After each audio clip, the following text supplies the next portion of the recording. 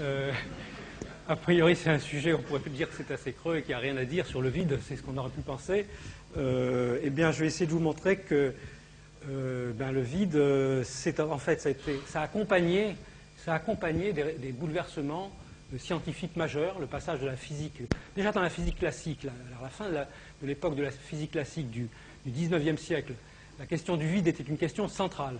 Notamment, le vide était-il vide ou y avait-il de l'éther dans le vide? Ensuite, on est passé à la théorie de la relativité. De nouveau, le vide a été une question centrale à travers la propagation de la lumière dans le vide et la vitesse constante de la lumière et le bouleversement sur l'espace et sur le temps qu'a amené la théorie de la relativité et donc la compréhension du vide. La mécanique quantique introduit des ondes partout, même pas attachées à la matière. Les électrons sont des ondes, donc remplissent tout l'univers. Un électron remplit tout l'univers, donc il y a déjà la notion de vide va être fortement bouleversée. Et finalement, quand on combine la mécanique quantique et la théorie de la relativité, on obtient des fluctuations quantiques du vide qui peuvent donner un espèce de vide qui fourmille de particules pendant des temps très courts. Et plus les temps sont très courts, plus le vide fourmille de particules. Et il apparaît comme un quasi-milieu, j'en parlerai. Et les particules réelles se propagent dans ce quasi-milieu fourmillant, lequel quasi-milieu donne une certaine viscosité, et c'est ça qui donne une masse aux particules. C'est la théorie moderne de la physique des particules. La masse des particules n'est plus une propriété intrinsèque, c'est une propriété dans la manière dont la particule interagisse avec ce vide fourmillant. Et ce vide fourmillant, il est sensible aussi à la nature, bien sûr aux lois physiques et à la composition de l'univers, et notamment, il est sensible, c'est un espèce de milieu sous-jacent. Il est sensible même à la température de l'univers, et on pense que le vide a pu connaître des transitions de phase, et on a bien obligé d'imaginer maintenant que le vide possède une énergie. Alors comment mesurer cette énergie? C'est ce que je dirai à la fin. C'est que normalement, vous savez qu'on est sensible essentiellement à des différences d'énergie. On ne connaît pas l'énergie absolue d'un état. Ce qu'on voit, c'est des différences d'état, des différences d'énergie. Mais il se trouve que la gravité, elle, est sensible à l'énergie en valeur absolue. Et donc par la gravité, on peut voir si le vide a une énergie. Et les derniers résultats, c'est le dernier morceau du puzzle du vide, les derniers résultats, cette fois-ci de cosmologie et non plus de physique des particules, ont montré que quand on regarde la lumière se propager sur de très grandes distances, on est obligé d'admettre que le vide possède une énergie. Et on en est donc maintenant à cette question, est-ce que ces fluctuations quantiques du vide dont j'ai parlé un instant, et je reviendrai là-dessus bien sûr, correspondent à l'énergie du vide que l'on observe par la cosmologie, par l'observation des étoiles à des très très grandes distances. Et c'est une des grandes interrogations. L'énergie du vide, on pourrait dire c'est négligeable, c'est rien du tout. Ben non, on trouve que ce qu'on trouve actuellement, c'est que c'est la forme d'énergie qui domine la gravité, qui domine l'univers. Ça n'est pas la matière visible, ça n'est pas le rayonnement, ça n'est même pas la matière noire dont tout le monde vous a parlé jusqu'à il n'y a pas très longtemps. Il semblerait que c'est l'énergie du vide qui triomphe. Alors on pourrait dire, bon, ben, la boucle est bouclée, maintenant on arrive à une compréhension du vide avec une énergie. Ce n'est pas tout à fait vrai parce que la valeur que l'on mesure, puisqu'on mesure quelque chose pour l'énergie du vide, n'a rien à voir avec les préjugés qu'on pourrait avoir par les calculs, même des calculs aux dimensions, que l'on peut faire avec la physique des particules. Il y a, alors soit l'énergie du vide devrait être zéro pour une raison qu'on ne comprendrait pas, mais si elle n'est pas zéro, on s'attendrait à ce qu'elle soit beaucoup, beaucoup plus importante que ça. Et on parle de 120 ordres de grandeur, c'est la grande énigme de ce qu'on appelle aussi la constante cosmologique. Et ça vous montre que la physique n'est pas terminée. Et comme la physique n'est pas terminée, je terminerai mon exposé pour vous montrer les grands projets de satellites notamment, et de collisionneurs de particules, qui devraient peut-être éclairer d'un œil nouveau le vide. Bien, donc je vais rentrer dans mon exposé, ça c'était un peu le plan de la physique classique jusqu'aux questions qu'on se pose aujourd'hui. J'essaierai de tenir en 3/4 d'heure, 50 minutes, de manière à ce qu'on ait du temps pour des questions. Je ne sais pas quel est le format de ces... C'est à peu près ça, d'accord. De manière à ce qu'on puisse interagir un petit peu. C'est assez abstrait, hein, le vide, et bien sûr, hein, il ne faut pas vous attendre, c'est pas facile à imaginer. D'ailleurs, je ne savais pas par quelle couleur représenter le vide. Bon, là, c'est du noir, vous voyez, donc il y aura beaucoup de noir dans cet exposé pour symboliser le vide. Bien, alors, commençons cette épopée. Tiens, alors ça commence... Ah, voilà. Bon, il y a des surprises encore. J'espère qu'il n'y en aura pas trop. Donc je vais essayer de vous parler donc la fin du 19e siècle et le début du 20e siècle. C'est le passage du vide classique au vide relativiste. Comme je l'ai dit, c'est une autre manière de discuter de l'histoire de la physique, hein, à travers la conception du vide. Bien, alors on pourrait se dire classiquement, qu'est-ce que c'est que le vide? Ben, le vide, c'est là où il n'y a rien. Alors on peut essayer de pomper en laboratoire, on arrive à avoir des milliards de fois moins de matière que dans l'air ordinaire, mais malgré tout, ça fait encore des quantités de particules gigantesques dans n'importe quelle petite boîte que vous pouvez avoir en laboratoire. Mais il se trouve qu'effectivement, si on prend un satellite, ou si on va encore plus loin dans l'espace, dans le milieu intersidéral, là on commence à avoir un vide dont on pourrait dire, ben voilà, on a vraiment du vide. Essentiellement, je crois que, je n'ai plus les chiffres exactement en tête, mais dans le vide intersidéral, on a quelques protons et quelques électrons par mètre cube. Bon, alors on pourrait se dire, j'arrive avec une petite boîte, je me débrouille, si cette boîte est suffisamment petite, un peu plus petite qu'un mètre cube, je vais trouver avoir une petite boîte où il n'y aura rien du tout, il n'y aura pas de particules. Et donc c'est ça mon vide. Donc ça serait le vide classique. Je peux imaginer, bon, à l'époque évidemment du 19e, on ne savait pas aller dans l'espace, mais enfin aujourd'hui on pourrait se dire, voilà, le vide classique, on saurait même aller le voir, enfin aller l'approcher. Il est dans le vide intersidéral, entre les galaxies, à condition de faire des boîtes pas trop grandes, et ben on n'a pas de particules. Mais ça marche quand même pas parce que à l'extérieur de cette boîte, il y a des particules, hein, bien sûr, il y a des protons et des électrons.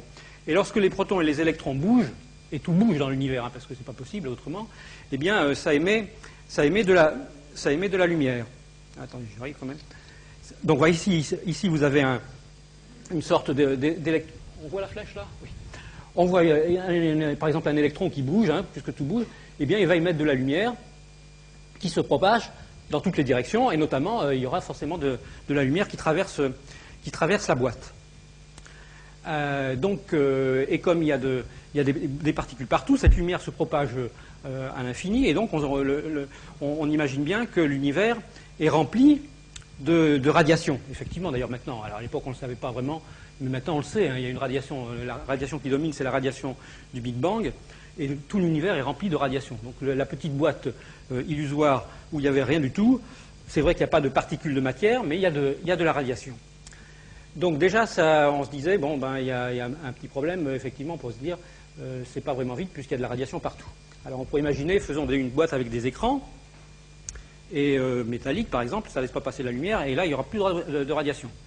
Mais c'est pas vrai non plus, puisque, même toujours au sens pas tout à fait classique, mais presque classique, vous savez que n'importe quelle paroi portée à une température rayonne. Alors c'est pas de la lumière visible, mais rayonne. Bon. Et donc votre paroi, elle rayonne, et donc votre cube sera toujours rempli de rayonnement. Donc vous voyez bien que ce mode classique montre que le vide, ben, c'est impossible de le réaliser. Il y a toujours du rayonnement. Et qui plus est, non seulement c'est pas possible de le réaliser, mais par contre conceptuellement on peut avoir l'idée de vide classique en sens, bon, c'est un vide où il n'y a pas de matière, il y a du rayonnement. Au sens classique du terme, le rayonnement c'est complètement différent. Bon, on a quand même déjà un vide où il n'y a que du rayonnement. Mais il y avait encore un autre problème qui ne marchait pas, même avec ça. On pourrait se dire, bon, on a une certaine forme de vide, pas de matière, on n'a que du rayonnement, bon, on a un peu de rayonnement. Mais ça ne marchait quand même pas parce qu'on se disait comment le rayonnement peut se propager dans le vide. Pour la physique classique, vous savez que le son se propage dans la matière, et sans matière, il n'y a pas de propagation. Et on n'imaginait pas que la lumière qu'on voit se propager dans l'eau, dans l'air, puisse se propager sans avoir un milieu sous-jacent qu'elle fasse vibrer et que ce soit la vibration qui conduise à la propagation comme des ondes dans un milieu. Et donc à l'époque classique, on pensait qu'en plus, non seulement un vide en absence de rayonnement, le rayonnement devait être là, mais il devait même y avoir forcément un support matériel pour que la lumière puisse se propager dans votre boîte vide. C'était le concept d'éther qui était dominant à la fin de la physique classique, en disant alors que finalement même cette boîte-là, elle doit contenir un espèce d'éther, puisqu'on sait que dans le vide, la lumière se propage, et donc le vide n'est pas vide, il doit y avoir un éther qui fait que la lumière, par ses champs électriques, excite l'éther et se propage comme une onde. On avait bien vu en plus que, que la lumière se propage avec une certaine vitesse, c'est pas instantané, hein. Je reprends, donc il y a une certaine vitesse qui était associée à la lumière, et donc on se disait, c'est la vitesse de la propagation des ondes dans l'éther. La théorie de la relativité a bouleversé ça, parce que on voit bien qu'il y avait une contradiction. Par un petit raisonnement, on peut le comprendre. Il y a une vitesse donc de la lumière dans l'éther, cette vitesse, les lois de composition des vitesses dans la mécanique classique, si vous aviez un électron qui court après cette lumière, eh bien, il devrait voir cette lumière s'éloigner de lui moins vite qu'un électron qui s'éloignerait du point d'émission de la lumière. Donc on pourrait imaginer que si on courait assez vite, on pourrait presque rattraper la lumière. Mais ceci dit, vous savez qu'on peut faire des changements de repère en physique classique, et si on court à ce moment-là plus vite que la lumière, eh bien on va avoir un paradoxe, parce qu'on verra que le point qui reçoit la lumière le reçoit avant même que la lumière ait été émise. Et donc ça violait la causalité. C'est-à-dire qu'un phénomène qui est déclenché par un électron qui émet de la lumière qui va ensuite exciter l'électron suivant, si vous courez suffisamment vite, plus vite que la lumière, eh bien vous verrez le phénomène en sens inverse. Comme il n'y a pas de repère absolu dans l'univers, vous pouvez être dans n'importe quel repère, les lois de la physique sont les mêmes, la causalité est bouleversée. Et donc la disparition de l'éther avec la mécanique relativiste est allée de pair avec un bouleversement complet dans la composition des vitesses. C'est la théorie de la relativité d'Einstein, à savoir que la vitesse de la lumière, c'est une vitesse limite, qui est finie, mais qui est la même dans tous les repères. Vous avez beau courir après la lumière, elle s'éloigne toujours à la même vitesse, 300 km par seconde. Et c'est quand même difficile. Donc ça, c'était la fin de la physique classique, parce que vous courez après un objet qui se déplace, et non seulement vous ne le rattrapez pas, mais il s'éloigne toujours à la même vitesse. Donc avec ce bouleversement, la causalité était rétablie, quel que soit le repère où vous regardez deux phénomènes, un phénomène qui est l'émetteur de la lumière et l'autre phénomène qui va recevoir cette lumière, eh bien vous avez toujours le premier qui précède le second. Donc la causalité avec la relativité est respectée, et l'éther du coup disparaît aussi, parce que donc ça c'est la théorie de Maxwell, on montre que la lumière correspond à des propagations de champs électriques et de champs magnétiques dans le vide, qui possèdent cette propriété intrinsèque de se propager de telle manière que dans n'importe quel repère, la vitesse est la même. Donc la théorie de la relativité d'Einstein, le passage de la mécanique classique à la mécanique relativiste, a d'une part, ça c'est satisfaisant, rétabli la causalité, évacué l'éther, mais au prix d'un bouleversement complet dans les relations entre l'espace et le temps, c'est-à-dire que les lois de composition des vitesses ne sont plus les mêmes. Bien sûr, en plus, il y a cette conséquence qui sort directement de cette théorie, qui est l'équivalence énergie-matière, E égale mc2, je ne vais pas encore vous le rappeler, c'est l'équation la plus connue. Il y a une équivalence entre l'énergie et la matière. Et donc là, cette fois-ci, la notion même de vide. Tout à l'heure, je vous avais dit que le vide classique, on pouvait au moins se débarrasser de la matière et n'avoir que du rayonnement, c'est-à-dire de l'énergie pure. Il n'y a plus, en théorie de la relativité, cette énergie pure peut se transformer en matière, puisque vous pouvez avoir des collisions de lumière-lumière qui vous fassent des particules, et il y a une équivalence totale entre la masse et l'énergie. Et donc la fameuse boîte qui contient de l'énergie de radiation, ce n'est pas différent radicalement de la matière, puisqu'il y a une équivalence énergie-matière. Donc le vide est de plus en plus abstrait. Il n'est pas question de faire quelque chose de vide en théorie de la relativité. Tout rayonne, l'univers est rempli de rayonnement et de matière.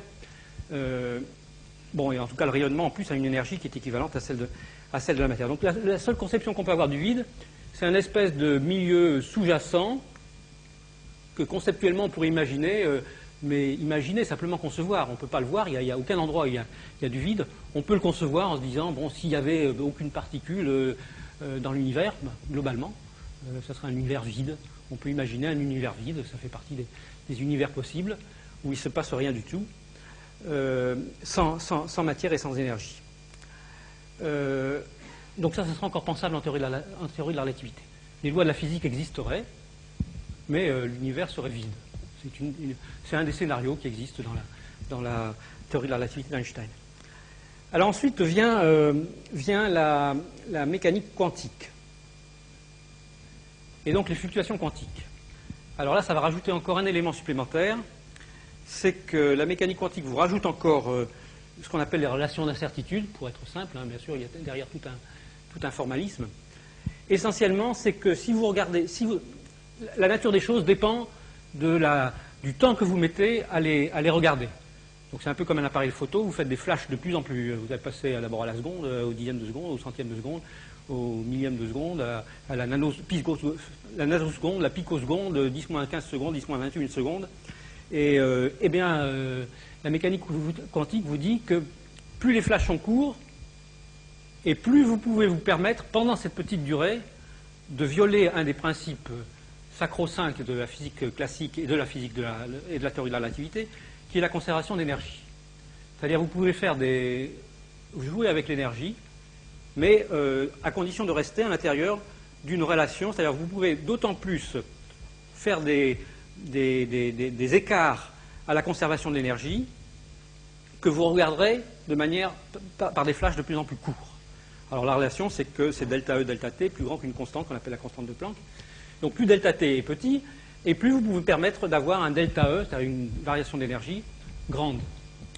Et donc si vous regardez notre vide, maintenant prenons un petit morceau d'espace, soi-disant vide, même imaginons conceptuellement que vous soyez dans un univers vide, où il n'y ait pas de matière et d'énergie, si vous regardez très rapidement, vous pouvez vous permettre de créer, d'avoir dans cet espace, pendant un temps très court, d'avoir des fluctuations d'énergie très grandes. Et comme E est égal à MC2, eh bien vous pouvez avoir ce grand delta E, pour un petit delta T, qui devient des particules, parce que le E peut se transformer en matière, et vous donner des particules, des électrons et des positrons. Bon, il faut, par exemple, voilà, donc ça c'est une série de fluctuations quantiques. Donc en un point, vous avez une paire,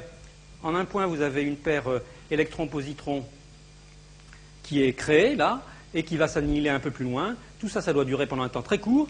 Évidemment, c'est une violation de la conservation d'énergie, puisque vous créez de la matière, un électron et un positron, et vous l'annihilez après. Ici, vous avez 2 photons, par exemple, que vous créez, qui se réannihilent ensuite. Et donc, vous voyez que plus vous observez le vide avec des flashs très courts, plus vous allez avoir des fourmillements comme ça, avec des ramifications, en créant des particules de masse de plus en plus lourde, plus le temps est court. Et vous pouvez, même dans un univers, en partant d'un univers conceptuellement complètement vide, eh bien, animer pendant des temps très courts, en se servant des lois de la physique, animer de tous les électrons, les protons, les neutrons et les particules les plus lourdes que vous pouvez imaginer, pourvu que l'instant soit très court. Donc le vide, cette fois-ci, vous voyez que non seulement vous ne pouvez pas imaginer d'avoir du vide dans l'univers actuel, vous ne pouvez même pas imaginer d'avoir un univers conceptuellement vide, puisque si vous croyez simplement aux lois de la physique, eh bien, automatiquement, il se remplira de fluctuations, fluctuations quantiques. Il se remplit continuellement de fluctuations quantiques. Le vide est plein de fluctuations quantiques. Il fourmille, mais il fourmille pendant des durées très très courtes. Entre parenthèses, maintenant je rejoins la cosmologie. Dans certaines théories récentes qu'on appelle l'inflation, eh bien, ces fluctuations quantiques qui ont peut-être préexisté au Big Bang, enfin ça pourrait être éventuellement ces fluctuations, vous partez d'un univers vide, il ne se passe rien là-dedans, vous avez simplement les lois de la physique, et puis ces fluctuations quantiques peuvent éventuellement des fois véhiculer une énergie tellement grande qu'à partir de là, vous transformez ça en un univers réel. Donc ça, c'est un petit peu le concept de ce qu'on appelle l'inflation, c'est-à-dire que cette énergie du vide pourrait avoir, pendant des temps très courts, pourrait s'être transformée en ce qu'on appelle l'inflation, donc en gros le Big Bang des théories de certaines théories de cosmologie qui vont un petit peu au-delà du modèle standard de la cosmologie. Donc voilà, un univers maintenant, voilà un vide qui est donc un espèce de quasi-milieu, dans lequel, alors on pourrait se dire, bon, quelles sont les preuves qu'on a de ça? Parce qu'on ne peut pas les voir, ces particules. Elles sont virtuelles, comme je veux dire, elles se créent, elles s'annihilent immédiatement. On peut se dire, c'est complètement abstrait. Qu'est-ce qui vous fait dire qu'elles existent? Eh bien, on pense qu'elles existent parce que lorsqu'on réalise, vous voyez qu'il faut faire des temps très très courts. Hein. Alors, on peut réaliser pendant des temps très très courts les matérialiser. Alors, je vais vous montrer comment on les matérialise. Et c'est ce qu'on fait au CERN, à la Grand Accélérateur de Particules. On envoie 2 particules l'une contre l'autre, par exemple un électron et un positron, juste l'une contre l'autre. L'annihilation a lieu pendant environ 10-21, 10-23 secondes. Donc, pendant le phénomène d'annihilation, le milieu sous-jacent dans le vide est plein de petites particules qui fourmillent. Et ce qui va se passer, c'est qu'il va y avoir un transfert d'énergie de l'électron et de positron à ce milieu qui fourmille de particules virtuelles pour transformer ces particules virtuelles en des particules réelles. Et donc c'est comme ça qu'on décrit maintenant une collision de particules. Vous avez donc les 2 particules en rouge qui viennent l'une de la droite, l'une de la gauche. Hein, c'est des grands anneaux qui font 26 km de circonférence, et on les fait se rentrer l'un dans l'autre. Et l'énergie de l'électron et du positron qui s'annihilent va servir à matérialiser ces fluctuations qui sont ici, qui sont sous-jacentes à la collision. Comme c'est une espèce de flash, la collision ne dure que 10-23 secondes. Hein. Et donc on peut matérialiser ça, et ça vous fait des vraies particules qui sortent de la collision. Si vous prenez deux voitures qui se rentrent l'une dans l'autre, hein, vous avez beaucoup plus d'énergie que lorsque vous faites électron-positron, mais la durée de la collision est tellement longue que là, le delta E est tellement petit que vous n'arriverez à rien à matérialiser de nouveau. Hein. Vous retrouverez les mêmes atomes que lorsque... Bon, vous les trouverez un peu dispatchés partout, mais c'est les mêmes atomes de matière. Avec les collisions de particules qui ont lieu très rapidement, vous pouvez transférer de l'énergie à ce fourmillement du vide et créer des vraies particules. Donc ça, c'est un apport là, c'est le mariage, cette fois-ci, des fluctuations quantiques dont j'ai parlé à l'instant, et de la théorie de la relativité, c'est-à-dire l'équivalence delta E égale mc2. Donc vous créez de la masse à partir de ces fluctuations quantiques, en se servant, puisqu'il faut quand même qu'à la fin, vous ayez un bilan global d'énergie qui soit conservé. Quand vous regardez ça sur une grande durée, eh bien l'énergie de l'électron et du positron vont se retrouver sous la forme de la matérialisation d'un tas de particules qui sortent du vide. Donc on a bien l'impression que les particules réelles, en l'occurrence l'électron et le positron, se baladent dans un milieu virtuel, quasi-milieu, de fluctuations quantiques. Et puis de temps en temps, si on fait les choses bien, on peut, par l'annihilation, conférer à ce vide de l'énergie, l'exciter, et donc lui permettre de matérialiser des particules. Et donc là, vous voyez que maintenant, on a une conception du vide qui devient de plus en plus compliquée. D'une part, on a ce fourmillement, ce quasi-milieu, mais en plus, il est sensible aux vraies particules, puisque lorsque les vraies particules se propagent dans ce quasi-milieu, elles transfèrent éventuellement de l'énergie au fourmillement. Donc le vide est lui-même sensible à ce qui existe par-dessus, hein, sur les vraies particules. Par exemple, il est sensible à la température de l'univers. Et on n'est pas loin de penser actuellement que les propriétés du vide dépendent de la température. Alors la température, vous savez, c'est l'agitation moyenne des particules dans l'univers. Hein. Donc les propriétés du vide dépendent de la température de l'univers. Et vraisemblablement, les propriétés du vide n'ont pas toujours été les mêmes à l'époque du Big Bang, où l'univers était très chaud, et ce qu'il est maintenant. On peut même penser qu'il y a eu peut-être des transitions de phase entre ce qu'était le vide, donc ce fourmillement, lorsque l'univers par-dessus était très chaud, si vous voulez, cet univers réel, et ce qu'il est maintenant. Il y a une température actuellement d'environ 2,7 degrés Kelvin, donc très froid.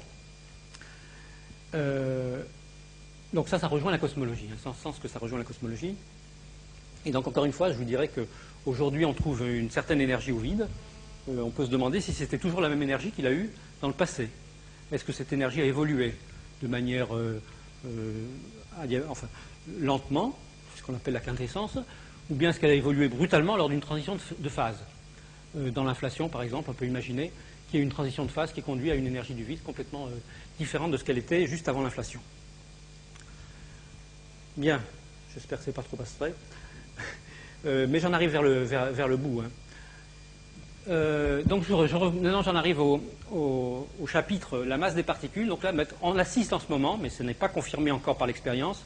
On a fait pas mal de recherches ces derniers temps. Il y a des bonnes indications pour cela, mais ça sera probablement la prochaine génération de grandes machines au CERN qui doit démarrer en 2007, où on fera collisionner des protons contre d'autres protons. On pense, comme je vous l'ai dit, que la masse des particules, alors on pensait que les particules, elles avaient une propriété qui était leur masse, hein, leur masse grave, ou bien leur masse inertielle, disons que leur masse inertielle par exemple. Vous savez, la masse inertielle, quand vous avez une particule légère, il suffit de donner une petite pichenette et hop, elle part très vite. Une particule qui est lourde, si vous donnez une petite pichenette, elle part pas très vite. Il faut une plus grosse pichenette. Donc ça c'est la masse inertielle. On pensait que c'était une propriété intrinsèque. Le proton est 1000 fois plus lourd que l'électron. Il y a d'autres particules dans la nature. Il y a les neutrons, bien sûr, mais il y a des particules instables. Il y en a plein. Et maintenant, on a tout un zoo d'une vingtaine de particules qui ont des masses très différentes. Alors, on pensait que c'était ça qui était c'était des propriétés différentes des particules. Maintenant, on pense de plus en plus qu'en fait, ce n'est pas des différences intrinsèques, mais c'est leur manière différente de se propager dans ce milieu qui fourmille, dans ce milieu de fluctuation quantique, qui est le vide. Donc vous avez ici les petites boucles dont je vous ai parlé. Alors j'ai rajouté des flèches qui vont dans le même sens, parce que la nouvelle idée qui est arrivée maintenant, et qu'on pense solide maintenant, c'est que non seulement c'est un fourmillement désordonné, mais il y a une sorte de polarisation quand même qui existe dans le vide à travers une des particules qui se comporte en étant toutes parallèles. C'est ce qu'on appelle les particules de Higgs, qui correspondent à ce fourmillement, mais qui se polarisent toutes dans une certaine direction. Et c'est elles qui, lorsqu'une particule se propage, donne une certaine viscosité au vide, et qui fait que chaque particule va avoir une viscosité un peu différente, et donc avoir une masse différente. Et cette idée, de nouveau, est connectée à la cosmologie. C'est un peu comme le ferromagnétisme. Vous savez que si vous prenez du fer doux, à faible température, spontanément, tous les petits dipôles magnétiques, c'est-à-dire les électrons qui tournent autour des noyaux, vont s'aligner pour que le champ magnétique soit non nul dans le milieu ferromagnétique, à très basse température, et donc vous avez un aimant permanent. Si vous chauffez ça, eh bien, ça s'agite, et vous perdez le magnétisme de votre fer, parce que les dipôles se mettent dans tous les sens. Et donc ça rejoint ce que je vous ai dit tout à l'heure. On a une température très basse pour le vide. On pense que les particules ont une masse parce qu'il y a cette espèce de polarisation du vide liée à ce qu'on appelle le champ de Higgs, donc les particules de Higgs. Si on remonte à plus haute température, et on sait que ce n'est pas une illusion, puisque à très haute température, l'univers a connu une phase à très haute température. On peut d'ailleurs peut-être simuler ces très hautes températures en laboratoire avec les collisions de noyaux. Eh bien, cette polarisation a disparu, et donc les particules ont avaient à l'origine une masse nulle. Donc maintenant, on se retrouve avec un schéma dans lequel, à l'origine, toutes les particules avaient une masse nulle, et ça n'est qu'au cours du refroidissement de l'univers, par les propriétés du vide, et notamment cette espèce de polarisation des fluctuations quantiques, que les particules commencent à acquérir des masses. Le vide a donné une viscosité différente suivant la nature des particules, et donné à l'électron des masses très différentes de celles des quarks, par exemple, puisque vous savez que le proton n'est plus une particule élémentaire, maintenant ce sont les quarks qui sont les particules à l'intérieur du proton qui sont élémentaires. Les quarks ont des masses très différentes de celles des protons. Donc voilà où on en est. Alors bien sûr, on essaye de mettre en évidence de matérialiser ces fluctuations quantiques liées aux Higgs pour faire des vrais Higgs. Jusqu'à présent, on a vu que des Higgs virtuels, et c'est à travers des interactions virtuelles qu'on pense qu'il y a ce mécanisme-là. Et donc l'idée, c'est de faire des collisions de protons-protons de très haute énergie au CERN à partir de 2007 pour, à partir du vide, matérialiser une particule de Higgs et la voir vraiment. Peut-être que c'est faux, c'est pas garanti que ce soit juste. En tout cas, il y a une course dans le monde. Je peux vous dire que actuellement, jusqu'à il y a 2-3 ans, c'était le CERN qui avait le leadership avec une machine électron-positron. Maintenant, ce sont les Américains qui ont pris un peu le leadership jusqu'en 2007. J'espère qu'ils ne verront pas le X, ça serait dommage pour nous. Et j'espère qu'à partir de 2007, lorsqu'on démarrera notre nouvelle machine en Europe, vous savez que tous les pays européens sont associés à cette recherche au CERN, on découvrira le X. Entre parenthèses, je fais une digression. Le CERN, au début, a été donc construit par les pays européens de l'Europe de l'Ouest, les pays riches. Petit à petit, c'est ouvert à l'Europe de l'Est. Et maintenant, pour la machine de 2007, il y aura non seulement l'Europe, mais également les États-Unis, le Japon et la Russie. Et de plus, ce que je trouve un succès quand même, j'en profite pour le dire, il est en train d'attirer énormément de pays du Sud, ce qui est quand même bien. Ça montre qu'il y a une attraction de la science universelle vers les pays du Sud. Et on trouve dans les expériences autour du LHC des pays aussi différents politiquement, culturellement, même religieusement, que actuellement le Maroc est le dernier à être rentré, mais il y a l'Inde et le Pakistan, il y a la Turquie, il y a Israël, et tout ça collabore pour essayer de rechercher cette particule de Higgs. Donc on voit bien quand même que la science fondamentale est capable de rassembler au-delà de toutes les différences qui sont quand même des barrières terribles. Et dans cette communauté, donc c'est une vaste communauté scientifique. C'est pas la première fois qu'on voit la science se rassembler. Le CERN a joué un rôle important au moment de l'Union soviétique dans les rapprochements entre les scientifiques de l'Est et les scientifiques de l'Ouest. Mais ce rapprochement-là, maintenant, avec donc pratiquement la Terre entière, pour moi, c'est quand même hautement symbolique, puisque ça permet de montrer qu'on est capable quand même de créer un socle de solidarité entre scientifiques basé sur le rationnel. Et à mon avis, ça contribue quand même à une sorte de sécurité du monde, j'espère. De plus, à l'intérieur de ces expériences, bien sûr qu'il y a des grands débats, tout n'est pas unanime, hein, il y a des grands débats. C'est vrai que chacune des expériences qui cherchent le Higgs a 1500 personnes, il y a 35 pays pour chacune de ces expériences associées. Il y a des grands débats, mais les débats ont lieu entre les scientifiques et ça n'est pas du tout les lignes de démarcation ne sont pas du tout les nations. Ce sont bon, il y en a un qui pense qu'il faut faire le détecteur comme ça, il y en a un autre qui pense qu'il faut faire le détecteur comme ça, et ça traverse, c'est complètement fractal, ça traverse un petit peu toutes les frontières et pas spécialement les clivages religieux ou les clivages politiques ou même régionaux. Voilà, donc ça c'est une parenthèse pour la science, ce genre de science. C'est pareil pour l'astrophysique, hein, je pense que c'est les deux sciences qui vont un peu de pair, la cosmologie, la physique des particules, comme je le dis ici. C'est des sciences qui maintenant attirent tout le monde. L'Iran est très actif en cosmologie aussi, enfin très actif. Elle s'intéresse à ça. Et c'est quand même, pour moi, c'est quand même un élément important de cette science. Il faut bien voir que là, on a l'impression qu'on fait des spéculations, mais quand même, derrière, il y a des vérifications expérimentales, il y a une méthode rigoureuse et une méthode scientifique qui est très différente des méthodes spontanées ou simplement des discours. Hein. Ce n'est pas simplement des discours. Derrière, il y a toute une méthodologie que, bien entendu, je simplifie à l'extrême. Mais enfin, vous voyez bien quand même le passage de la physique classique à la physique de la relativité à la mécanique quantique. La mécanique quantique, ce n'est pas simplement des spéculations. La vie de tous les jours est empreinte à la mécanique quantique. La relativité, E égale mc2, hein, c'est quand même le principe de la fission nucléaire et des réacteurs nucléaires. La fusion aussi, c'est également la fusion dans les étoiles, c'est également E égale mc2. La théorie quantique des champs relativistes aussi a maintenant énormément de preuves expérimentales sur les raies de l'atome d'hydrogène et des choses comme ça. Bien, donc voilà où on en est pour la théorie pour la masse des particules.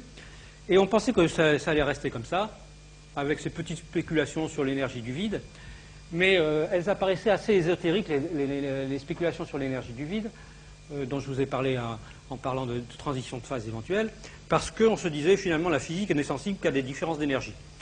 Le niveau minimum, on peut définir le vide comme puisque le vide est plein, on le définit comme le niveau, l'état d'énergie minimum. C'est la seule définition qu'on peut avoir maintenant. Hein. Donc c'est l'état d'énergie minimum, mais est-ce que ce niveau minimum a un sens?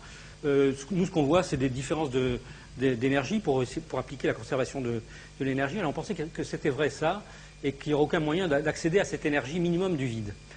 C'est pas vrai parce que la gravité, dans la théorie de la relativité générale, elle est sensible à toutes les formes d'énergie. Vous savez que la lumière s'incurve, c'est de la géométrie, hein, c'est la géométrie de l'espace, hein, qui a une distorsion à cause de la présence de matière. La distorsion extrême, c'est les trous noirs, hein, où vous faites un espèce de puits sans fond. Mais la lumière elle-même qui suit donc des géodésies, qui suit soi-disant des lignes droites, eh bien en fait, elle se courbe lorsqu'elle passe près du Soleil, près d'une masse, près d'un endroit où il y a de l'énergie. Et lorsqu'on regarde la lumière se propager sur des distances très très très grandes, c'est les supernovae de type 1 que l'on regarde, eh bien ce qu'on voit, c'est que la lumière suit une géodésie qui n'est pas une droite, hein, c'est pas celle que vous attendriez d'un vide où il ne se passerait rien, et on est obligé de faire appel à une énergie du vide. Alors c'est là quand même on a plusieurs problèmes avec cette énergie du vide, ce qu'on appelle aussi la constante cosmologique dans la théorie d'Einstein. C'est que maintenant, pour comprendre la propagation de la lumière depuis les temps primordiaux de l'univers, ou pour comprendre la courbure de l'univers, on est obligé de faire appel non seulement à l'énergie du vide, mais également à de la matière noire, sous forme probablement de particules élémentaires que l'on ne connaît pas, que l'on n'a pas découvertes encore. L'énergie du vide, on ne sait pas encore vraiment d'où elle tire sa racine. Alors c'est peut-être de ce mécanisme de Higgs dont j'ai parlé, ou bien de ces fluctuations quantiques. Néanmoins, on a deux problèmes. C'est que pour rendre compte de toutes les observations, on doit faire appel à de la matière noire, des particules qui n'existent pas, et à une énergie du vide qui représente quand même l'énergie dominante dans l'univers.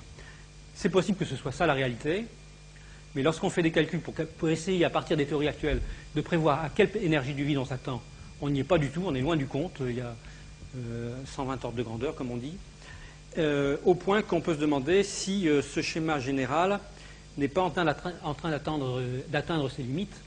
Il y a beaucoup de phénomènes qui paraissent assez artificiels, qui font appel donc à cette matière noire, à cette énergie noire, Et on commence à se demander si on n'est pas à la veille d'une révolution en physique, comme on l'a été à la fin de la physique classique. On a fait appel à l'éther, à des choses de plus en plus exotiques, pouf, on est passé à la relativité.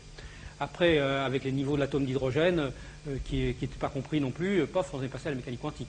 Donc là, est-ce qu'on n'est pas en train, bien qu'il y avait des théories extrêmement artificielles qui essayaient de reproduire ça, est-ce qu'on n'est pas en train d'atteindre les limites du jeu, et est-ce qu'on n'est pas à la veille d'un bouleversement important?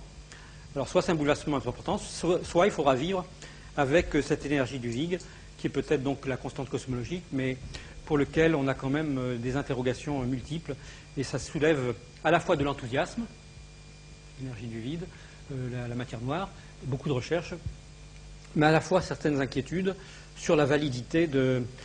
Est-ce qu'on n'est pas devant un mur de la physique?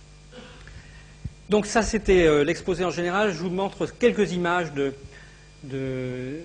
d'instruments, parce que quand même, c'est pour vous montrer qu'il y a des instruments derrière, d'instruments qui vont approcher ces questions-là dans le futur proche.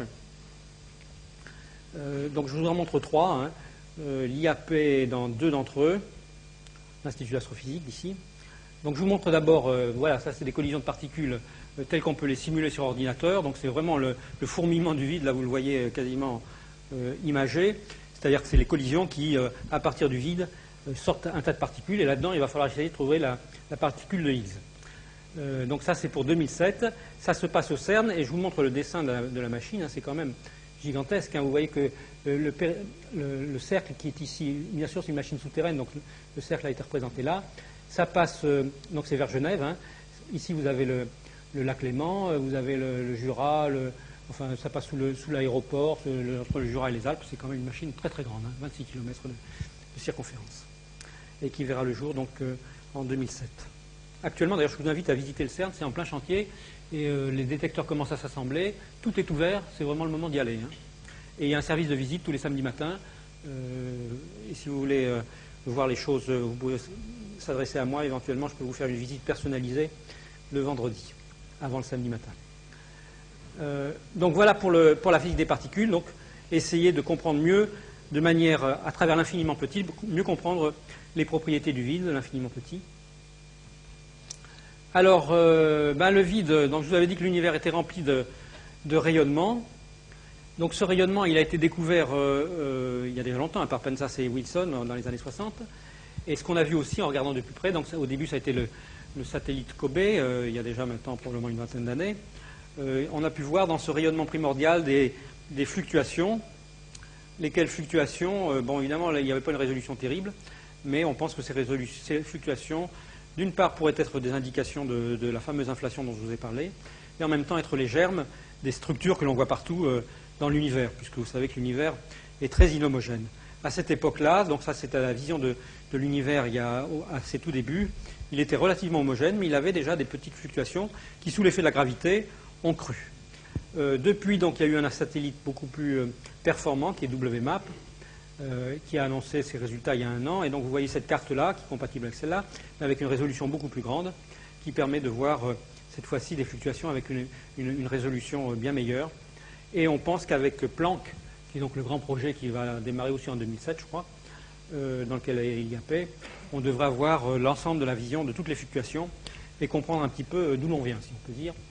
Ça serait les fluctuations primordiales. Donc ça c'est le satellite Planck. Et je vous ai parlé donc voilà le satellite, à quoi il ressemble. Je vous ai parlé des supernovas et de la manière dont on essaye de repérer des supernovas très lointaines et de regarder comment la lumière nous est parvenue et en déduire des choses sur la géométrie de l'univers. Alors, le phénomène est simple. Hein. D'abord, comment on détecte une supernovae? Là, ici, vous avez l'image telle qu'elle est vue du sol. Hein. Pour l'instant, c'est fait du sol. L'image d'un champ dans le sol. Vous faites attention à ça. Vous prenez ça, c'était 3 semaines avant que la supernovae ait éclaté. Ça, c'est au moment où la supernovae un peu après que la supernovae ait éclaté. On pourrait se dire, bon, il n'y a pas beaucoup de grande différence. Mais si on fait la différence des deux images, on trouve effectivement qu'il y a une étoile qui a brillé beaucoup. Et on essaie de que simplement un 1 sur R2 et 1 sur la distance au carré. Et c'est ça qui nous conduit à dire que la lumière subit les effets de l'énergie du vide. Bien, la prochaine étape de ce projet, la grande étape, la suivante, c'est d'essayer de faire ça à partir d'un satellite. Il se trouve que pour cette supernovae que je vous ai décrite là, donc ça c'était les 3 images dont je vous ai parlé, on a pu l'observer par le Space Telescope, et là vous pouvez voir que c'est autrement plus joli, hein, le petit point lumineux, et c'est nettement plus précis. Et donc maintenant l'idée ça serait de chercher ces supernovae depuis l'espace. Donc c'est ce qu'on appelle JEDM, Joint Energy Dark Mission, un truc comme ça. Donc c'est plutôt Joint Dark Energy Mission, j'en sais rien. Donc c'est sur l'énergie noire que cette mission donc, qui va être lancée, je pense, dans les années 2012 par là. Je pense qu'il y aura des gens des Français qui participeront. En tout cas, de l'IN de P3, il y en a. Dans Planck aussi, il y en avait, j'ai oublié de vous dire.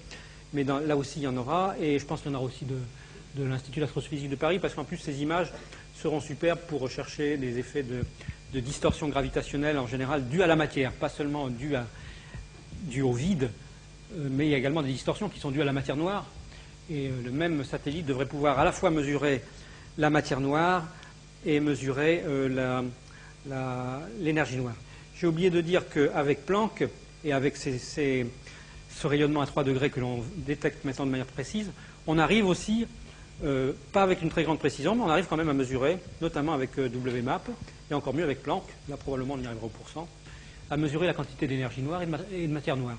Donc on verra bien s'il y a un accord sur la quantité de matière noire et d'énergie noire que l'on mesure à partir du rayonnement à 3 degrés, et la quantité de matière noire et d'énergie noire que l'on mesure à partir des supernovae. S'il y a un accord formidable, ben, ça veut dire quand même que ça a l'air d'être solide cette théorie-là. Si par contre ça ne donne pas les mêmes résultats, eh ben, ça voudra peut-être dire que tout ça, il faut le reconsidérer, et il y a un décalage, il y a quelque chose qu'on ne comprend pas. Et je suis incapable de prédire s'il y aura un accord entre ces 2 approches, ou s'il y aura une différence. Il y a encore d'autres approches qui existent. J'ai parlé donc de la distorsion par les effets gravitationnels de la matière. Il y a également des approches par les amas de galaxies. Pour l'instant, tout converge, mais avec une précision qui n'est pas extraordinaire. On verra bien si tout converge à l'horizon 2010, par là, 2012 ou 2015, si ça résiste à l'analyse. Si ça résiste, eh bien, il faudra se dire qu'on a une énergie du vide. Bon, alors je ne sais pas qu'est-ce qu'on en fera de cette énergie du vide. J'ai été interviewé à Europe 1 dimanche, c'est-à-dire avant-hier, et ils ont démarré le sujet en me disant qu'est-ce que vous pensez de ITER? Vous savez, ITER, c'est le projet d'essayer de tirer de l'énergie à partir de la fusion de l'hydrogène de la fusion d'hydrogène. C'est la même fusion d'hydrogène qui donne de l'énergie dans les étoiles, de la faire en laboratoire. Donc, je leur ai dit, premièrement, que pour l'instant, l'énergie nucléaire, c'était l'énergie nucléaire de fission, c'était l'énergie du XXIe siècle. Peut-être que l'énergie de fusion, ça sera l'énergie du XXIIe siècle, et qui sait, l'énergie du vide, ça sera peut-être l'énergie du XXIIIe ou du XXIVe siècle. Bien, en tout cas, pour terminer, donc, je voudrais vous dire quand même que c'est un enjeu majeur, hein, pour la science, cette histoire de fluctuation quantique du vide, d'énergie du vide. C'est peut-être ce qui a mis le feu au vide, hein, les fluctuations quantiques lors du fameux Big Bang. Donc c'est peut-être ça l'étincelle qui a donné naissance à l'univers. Il y a un enjeu conceptuel important et qui peut révolutionner éventuellement à la fois les lois de la physique, si tout ça ne se confirme pas, ou nous donner une image d'où on vient, et même d'ailleurs où on va, parce que ça n'est pas sans influer sur l'avenir de l'univers, cette énergie du vide, hein, puisque ça nous donne un univers en expansion pour l'infini. Voilà, je vous remercie, j'espère que ça n'a pas été trop abstrait.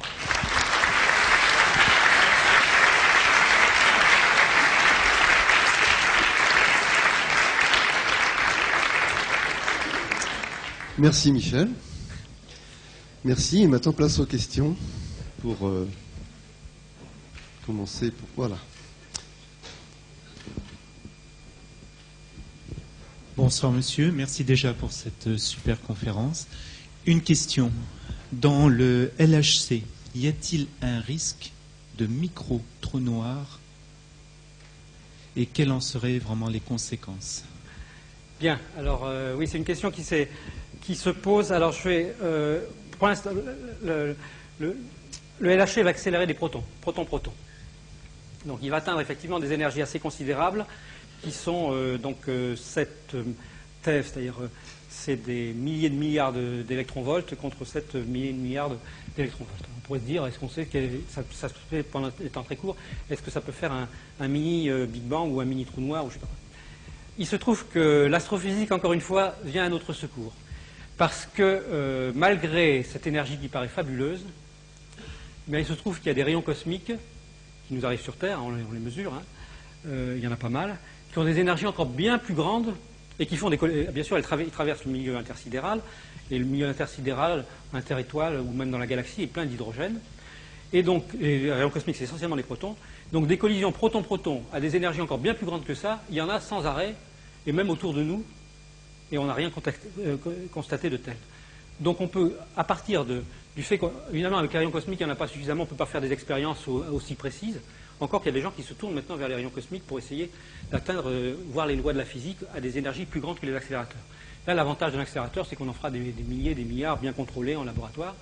Mais dans l'univers autour de nous, ça se passe quotidiennement, et même plus que quotidiennement. Donc, pour ça, on est tranquille. Alors, c'est vrai qu'on voudrait aller un peu plus loin et faire des collisions plomb-plomb, pour voir cette fois-ci, alors le phénomène, c'est encore lié au vide. Ce qu'on voudrait, c'est, en faisant des collisions plomb-plomb, on a un volume assez important, et on voudrait voir les quarks gigoter et devenir complètement libres là-dedans. Et vous savez que les quarks sont toujours enfermés dans le proton, donc là, on voudrait les voir déconfinés, pas dans tout le vide, mais enfin dans un volume un peu plus grand. Alors ça, c'est vrai que des collisions plomb-plomb, je suis obligé de le dire, je ne pense pas qu'il y en ait eu à ces énergies-là beaucoup dans l'univers, parce que d'abord, des rayons cosmiques de plomb, il n'y en a pas beaucoup, et puis du milieu, il faut encore cogner contre du plomb. Faire, alors peut-être que si on voulait être ultra conservateur, il faudrait faire, parce que ça faire, il y a dû y en avoir. D'après les calculs, le fer est extrêmement abondant dans les supernovae, et donc il sort avec des énergies très grandes, il rencontre d'autres noyaux de fer. Donc voilà, alors c'est vrai que plomb-plomb, probablement, donc on fera d'abord proton-proton, ensuite on fera peut-être faire, puis s'il ne se passe rien, on fera plomb-plomb. Voilà. Et moi, ce que je voudrais savoir, c'est si il y a des colliers, enfin, s'il y a l'énergie du vide dans les vides qu'il y a entre les atomes de matière. Ah ben oui, entre les atomes de matière, c'est plein de vide, Oui. et donc il y a une énergie du vide qui est partout. Elle est partout. Et même entre les particules d'atomes. Oui, même entre les particules d'atomes. Ah oui. Alors c'est infime, évidemment, parce que on ne voit les effets de l'énergie du vide qu'à très grande échelle, parce que c'est en Oui, ce moment. bien sûr. Mais elle est partout, elle est présente partout. Les fluctuations quantiques sont présentes dans les atomes même. Oui, et donc il n'y a alors, pas de raison de penser que c'est partout. C'est uniforme. Enfin, moi, oui, c'est la il y en a vision. partout. C'est la vision que l'on a actuellement. Hein. Encore une fois, je vous dis, faites attention à ce que je vous dis. Je ne suis pas Dieu et on peut se tromper. Première nouvelle. On peut se tromper, mais en tout cas, c'est la manière dont on voit les choses aujourd'hui. Oui, bonsoir. Pour rebondir sur ce que vient de dire monsieur, entre les particules d'un atome, entre par exemple l'électron et son noyau, on peut dire qu'il y a du vide. Oui. Maintenant, la distance qui sépare l'électron de l'atome, si je ne m'abuse, est bien plus petit que, par exemple, la longueur d'onde de la lumière. Oui. Donc on peut dire que les rayonnements entre les particules sont plutôt réduits à cet endroit-là. Est-ce qu'on peut dire qu'à cet endroit-là, justement, il y a un vide réel? Alors non, certainement pas, parce que j'ai oublié de le dire, mais non seulement le rayonnement remplit tout l'univers, mais même la matière remplit tout l'univers. Vous savez qu'à la découverte de la mécanique quantique, la première découverte, c'est qu'à un électron, on associe une longueur d'onde. C'est-à-dire qu'il n'y a plus de différence entre ondes et corpuscules au niveau de la mécanique quantique. La lumière elle-même a un aspect corpusculaire qui sont les photons, que l'on détecte avec des photomultiplicateurs, où on voit vraiment le photon, mais elle a un aspect ondulatoire. Un électron, il a un aspect à la fois ondulatoire et corpusculaire. Donc l'électron qui tourne autour de l'atome, il remplit déjà tout l'atome lui-même par son onde à lui. Donc le vide est non seulement rempli de rayonnement au sens de la lumière, mais même la matière, les électrons, sont des ondes qui remplissent eux aussi tout l'univers. Donc le vide ne peut se concevoir que conceptuellement, même entre l'électron et l'atome et les noyaux, c'est pas vide, c'est plein d'une onde corpusculaire d'une onde associée à l'électron et d'ondes lumineuses aussi. Oui, bonjour. L'équivalence masse-énergie, dans le sens masse-énergie, on connaît naturellement. Mais dans le sens énergie-masse, est-ce que ça ne met pas en cause la notion même d'entropie? Je sais bien que l'entropie est une quantité globale, enfin macroscopique, mais est-ce que le concept d'entropie disparaît? Non, il ne disparaît pas. On peut le rétablir en traitant la lumière comme des photons. Et effectivement, avec des photons, donc la lumière, elle a un aspect également corpusculaire. Et lorsqu'on crée de la matière, il faut la considérer comme corpusculaire, c'est-à-dire vous faites photon-photon et vous arrivez à faire et plus et moins. Vous pouvez, à partir de photons très énergiques, bien sûr, pour pouvoir créer des électrons, mais vous conservez l'entropie est conservée dans ce processus. Les photons véhiculent correspondent à l'entropie. En gros, l'entropie dans l'univers, c'est le nombre de particules relativistes, et vous avez un nombre de particules qui est conservé. Enfin bon. Le second principe reste valable. On peut traiter ça avec l'entropie. Vous avez un très bon bouquin, celui de Reeves, qui décrit très bien ça, comment vous pouvez décrire l'évolution de l'univers en gardant le concept d'entropie. Même la création des structures, qui semblerait être la création de la complexité dans l'univers, qui pourrait s'apparenter à une violation de l'entropie, s'accompagne toujours d'une émission d'un grand nombre de particules, les photons par exemple, lorsque vous avez une transition de phase, qui viennent rétablir le fait que l'entropie ne peut aller que croissante.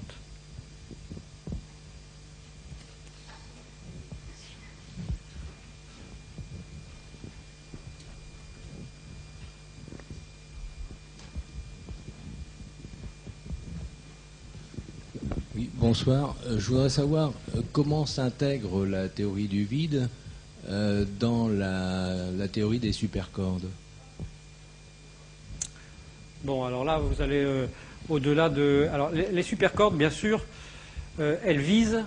Bon, il y a plusieurs... Les grandes questions qu'on a actuellement, je dirais qu'on a deux grandes questions actuellement. Hein. On a cette question de l'énergie du vide, qui est une question en soi et dont on s'aperçoit de l'importance, surtout avec les derniers résultats de cosmologie. Et on a une autre question qui est c'est l'unification de la gravité avec la mécanique quantique. Hein, comme je vous ai dit, là, la gravité, je la traitais un peu à part, elle est sensible à l'énergie du vide. C'est une vision géométrique, hein, j'ai essayé d'y faire allusion avec les géodésiques. Par ailleurs, toutes les autres interactions, l'interaction faible, l'interaction forte, l'interaction électromagnétique, sont des interactions traitées par la mécanique quantique, théorie quantique des champs. La relativité résiste à ça. Donc l'objectif des théories des supercordes, c'est d'arriver à unifier la théorie de la gravité et la théorie des autres interactions. Superunification, hein, trouver un formalisme commun. En cosmologie, on vit très bien avec la gravité traitée de manière géométrique et les autres interactions traitées autrement.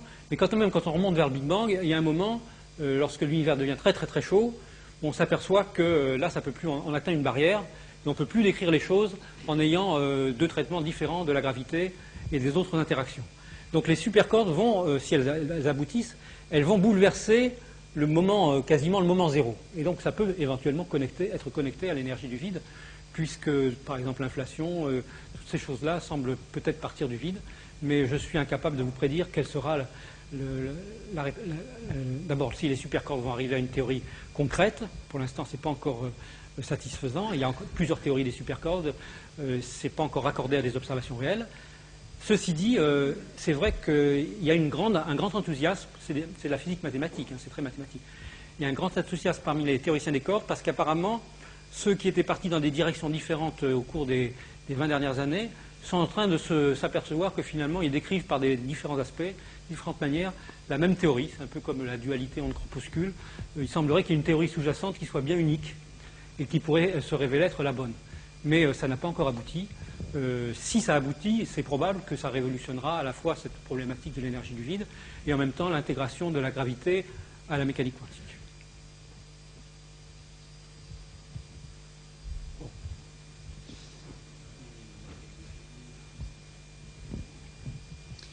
Oui, en physique quantique, il y a une notion fondamentale qui est la notion de superposition d'états. Est-ce que ça a une répercussion directe sur la recherche du boson de Higgs? Alors là, vous me posez une question. Non, je ne pense pas. Le boson de Higgs, donc c'est la matérialisation. C'est une vraie particule que l'on extrait à partir du vide en faisant des collisions. je pense, enfin, je vois pas la corrélation avec les. C'est vrai que la mécanique quantique, elle a cet aspect superposition d'état. Non, je ne vois pas de relation. Et la superposition d'état, elle joue un grand rôle dans la physique des neutrinos, dont tu m'as fait fait allusion. J'ai travaillé sur ce sujet, ce qu'on appelle les oscillations des neutrinos. Mais pour le Higgs, je ne connais pas d'application directe. Parce que il s'agit d'un boson de Higgs, hein, c'est-à-dire oui, une particule messagère. Donc, oui, mais c'est un aspect secondaire. C'est vrai, c'est un boson, c'est-à-dire qu'il obéit au principe de Bose-Einstein, à la statistique de Bose-Einstein, c'est-à-dire qu'on pourrait les mettre dans le même état. Hein, vous savez qu'il y a deux types de particules. Les particules de spin demi-entier, qui sont les particules de matière, parce qu'on ne peut pas les mettre dans le même état quantique, donc ça correspond à un principe d'impénétrabilité. Et puis au contraire, il y a les bosons, comme les photons, qu'on peut mettre dans le même état, par exemple lorsqu'on fait des lasers. Alors le Higgs obéit à la même statistique que les photons, mais il n'y a pas de relation directe avec la manière dont on va le découvrir. On n'est pas prêt de faire des lasers avec des bosons de Higgs pour l'instant. Pour l'instant, on cherche à en voir un. Quand on en fera beaucoup, on pourra essayer de les mettre dans le même état. Bonsoir, un petit point d'histoire des sciences là. Concernant l'effet Casimir, là, qui est peut-être voisin un petit peu de ce que vous évoquez ce soir. Je crois me souvenir qu'il avait été prédit, je crois, avant les années 50. Alors je ne fais pas bien le lien dans l'histoire, dans cette période-là, avec les travaux plus récents que vous aviez évoqués. Oui, alors l'effet Casimir, oui, j'en ai pas parlé. Là, j'ai parlé que d'une relation, parce que c'était le plus facile, qui était delta E, delta T. Mais c'est vrai qu'il y a également une relation. Si vous essayez de vous confiner dans un tout petit espace, vous avez également une certaine énergie qui est associée au fait que vous confinez dans un petit espace. Donc un vide confiné dans un petit espace est associé à une forme d'énergie qui est Casimir. Mais je n'ai pas voulu parler de ça parce que c'était plus commode pour... Bon, je ne pouvais pas parler de tout. Et donc j'ai choisi delta E, delta T. Vous parliez du Big Bang pendant la projection. J'arrive plus à voir où c'est que vous êtes. Ah oui, ça y est. Et je veux savoir quelle était l'idée d'avant Big Bang. Comment s'est passé le Big Bang? Vous aviez pas... Non, tout ce que je peux vous dire, la seule spéculation qui est reliée à ça, c'est que si vous imaginez qu'il existe des lois physiques et un univers vide, ces lois physiques créent des fluctuations quantiques. Et on peut imaginer que des fluctuations quantiques puissent donner naissance à une explosion de type, ce que j'ai dit, hein, c'est le feu qui est mis, ça met le feu au vide, c'est-à-dire que ça pourrait donner localement, cette énergie du vide peut donner lieu à une espèce de Big Bang qui ensuite s'étend et donne l'univers qu'on observe. Si ça c'était la bonne image, ça veut dire qu'il y a d'autres Big Bang qui ont éclaté, donc il y a un super univers beaucoup plus grand que l'univers observable, dans lequel il y a un tas de bulles qui ont été allumées par c'est ce qu'on appelle l'inflation chaotique, donc des bulles, des univers qui naissent spontanément d'un espèce de vide sous-jacent infini. Ça donne un delta E énorme. Hein, ça donne des delta E énormes. Mais c'est des spéculations. Alors il y a des spécialistes pour ça qui sont très connus, mais je ne crois pas qu'on puisse dire actuellement qu'on est vraiment avancé. Ah oui, il y aura peut-être des interférences entre ces univers parallèles. Je vais vous poser une question, si c'est possible, sur l'oscillation des neutrinos. J'ai lu votre bouquin, La lumière des neutrinos. Vous y donnez avec une explication, mais pour des gens qui ne sont pas des spécialistes, c'est pas évident de bien saisir la nature profonde de l'oscillation des neutrinos.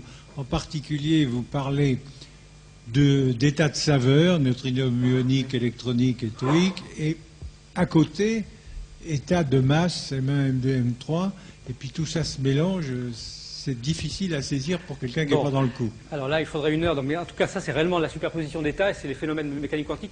C'est un peu la même chose que lorsque vous avez en mécanique quantique, il y a ce qu'on appelle la molécule d'ammoniac, pour ceux qui ont fait un peu la mécanique quantique, qui peut exister dans deux états, soit avec le N qui est à gauche, l'azote du plan d'hydrogène, soit à droite, et vous avez des oscillations au cours du temps d'un ammoniac qui a son N azote à gauche à l'azote à droite.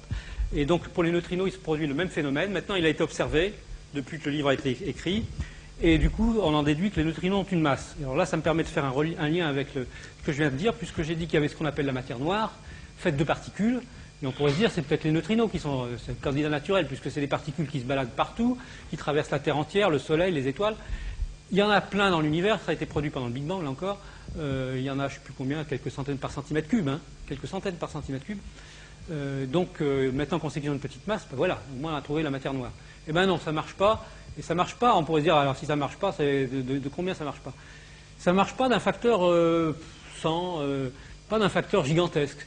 Donc c'est un peu étonnant qu'on a ce mystère, la matière visible représente quand même 1%, mettons, de la matière totale.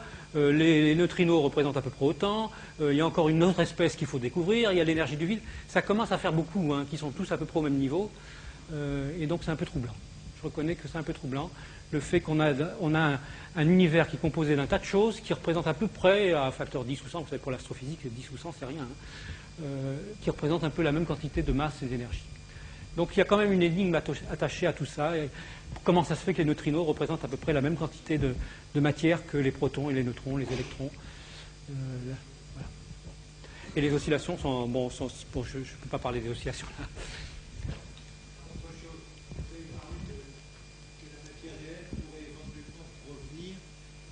De l'évolution des fluctuations quantiques, oui.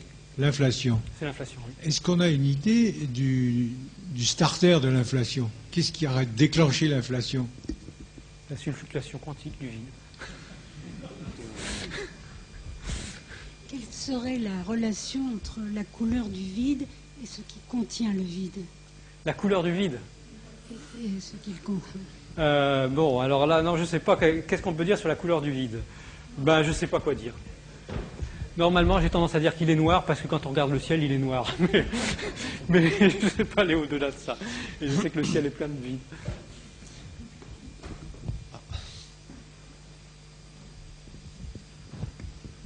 Et c'est bien, il y a beaucoup de questions, c'est très vivant ici. Est-ce qu'on peut faire des calculs à partir du fait que l'on dise que l'univers part d'une fluctuation quantique du vide? C'est oui, si. Bon, donc je vous dis, l'inflation est basée sur une idée de ce genre-là, hein, de fluctuation quantique du vide, au point qu'on prévoit, vous savez, les fameux grumeaux que j'ai montrés dans les cartes primordiales, on pense qu'elles sont dues à l'inflation elle-même et à un spectre de fluctuation qu'on peut nourrir de ce qu'on appelle les fluctuations quantiques du vide. Mais on atteint quand même les frontières de la connaissance. Hein. Là, on atteint vraiment les frontières de la connaissance. Bon, d'abord, quand même, on attend beaucoup des satellites Planck, hein, pour ça. Parce que justement, de voir un petit peu l'échelle de toutes ces fluctuations, ça permettra de mieux saisir si on est dans un régime qu'on pourrait relier à un schéma de fluctuation quantique du vide. Donc c'est un sujet qui est en plein développement, mais sur lequel il n'y a pas de connaissances fermes, si tant est qu'on puisse parler de connaissances fermes un jour ou l'autre. Voilà, tu vois, on a un public très créatif. C'est toujours comme ça, à la grande surprise des orateurs, mais c'est très agréable. Donc... Bonsoir. Juste une petite précision, le boson de Higgs, j'ai pas très bien compris. Est-ce que c'est un transmetteur ou est-ce que c'est pas un transmetteur? C'est une part. Ah, est-ce que c'est un transmetteur? Vous voyez ce que je veux dire? Au sens de que le photon est un médiateur de. Alors le photon est. Vous voyez ce que je veux dire? Je vois ce que je veux dire. C'est vrai que quand on décrit une interaction, par exemple électromagnétique, un électron qui est attiré par un proton ou un électron qui est repoussé par un proton, on dit qu'il y a un médiateur, c'est le photon. Hein. C'est un boson. Le médiateur de l'interaction faible, celle qui est responsable justement de la fusion de l'hydrogène, ce sont les W et les Z, les fameux que j'ai contribué à découvrir avec Carlo Rubbia. Donc ce sont des médiateurs. Pour l'interaction forte, c'est le gluon. Pour les quarks donc interagissent, ils sont dans le proton, ils interagissent en émettant et en recevant des gluons. Pour l'interaction gravitationnelle, on parle de gravitons. On essaie de détecter des ondes déjà gravitationnelles avec Virgo, pour ceux qui en ont entendu parler. Donc c'est une première étape vers les gravitons. Le Higgs, donc c'est un boson. Donc en principe, ça pourrait être un transmetteur d'une force. Oui, c'est un transmetteur. C'est une nouvelle force. Oui, c'est une nouvelle force.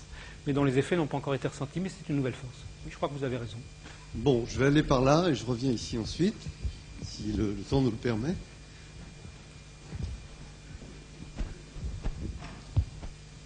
Merci. Est-ce que les fluctuations quantiques du vide, aujourd'hui on est dans un univers très froid, peuvent expliquer une partie de l'énergie noire ou la totalité de l'énergie noire? Est-ce que c'est une théorie qui a l'air de se développer là-dessus? Ben oui, c'est ça qu'on essaie de... On essaie de rattacher ces fluctuations quantiques du vide actuel qui est très froid à l'énergie noire. Malheureusement, comme j'ai dit, les calculs actuellement ne marchent absolument pas. Absolument pas. Mais quand je dis absolument pas, là, c'est pas un facteur 10 et 100 dont je parlais pour les neutrinos. C'est un facteur des milliards, enfin, puissance 100. Donc on a un problème. Là, on attend une théorie plus efficace. Vous parliez de lien, mais lorsque c'est à une très très grande échelle, qu'est-ce qui se passe? Vous parliez de?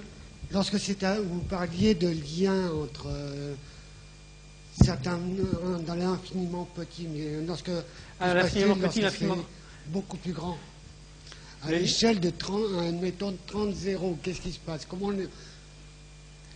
se fait-il qu'un objet comme mettons une chaise ou n'importe quoi puisse exister? Bon. Ah oui, vous voulez savoir si la fluctuation peut agir sur des objets macroscopiques. C'est ça votre question? Oui, alors j'ai parlé effectivement de fluctuations quantiques qui ont lieu à l'échelle pendant 10-25 secondes, donc sur une échelle qui est des milliards et milliards de centimètres. Alors c'est là qu'il y a la théorie de l'inflation qui intervient. Si dans le schéma dont on a parlé tout à l'heure, c'est l'inflation de ce point qui va conduire, assez rapidement d'ailleurs, à un univers aussi grand que l'on peut l'observer aujourd'hui, même plus grand.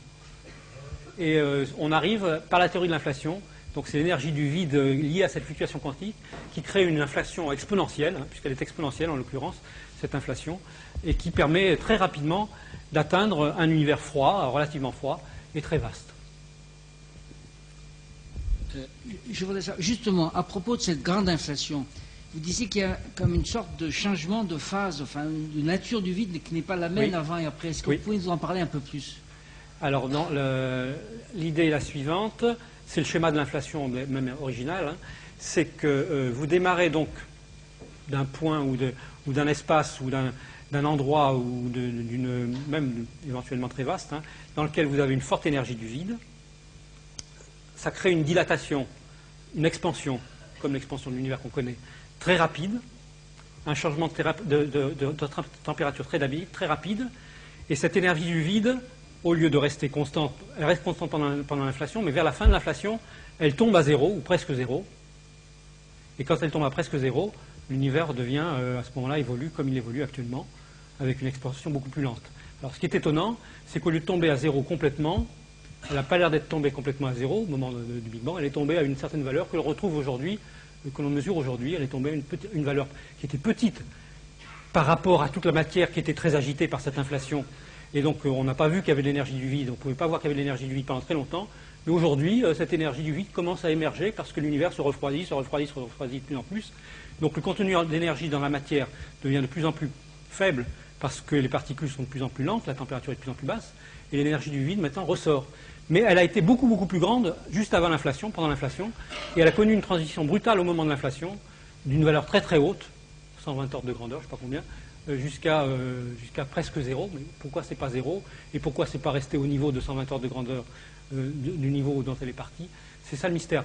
C'est-à-dire qu'on a une baisse brutale par 120 ordres de grandeur de l'énergie du vide, et au lieu de... Alors d'abord, pourquoi elle est baissée de 120 ordres de grandeur? On ne comprend pas pourquoi.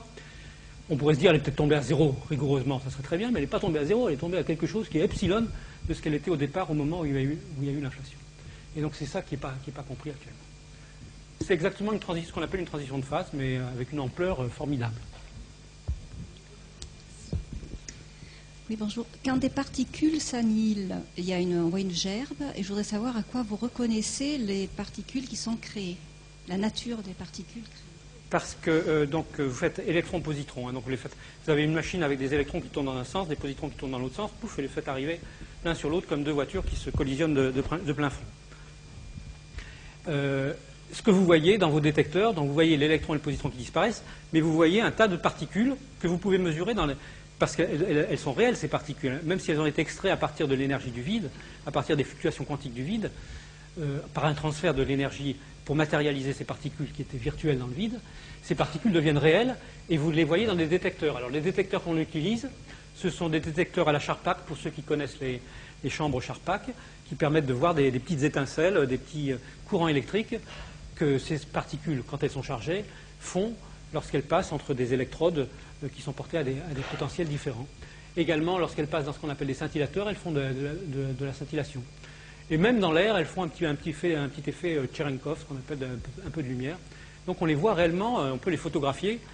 On ne photographie pas la particule, on photographie le sillage de la particule dans les détecteurs. Merci.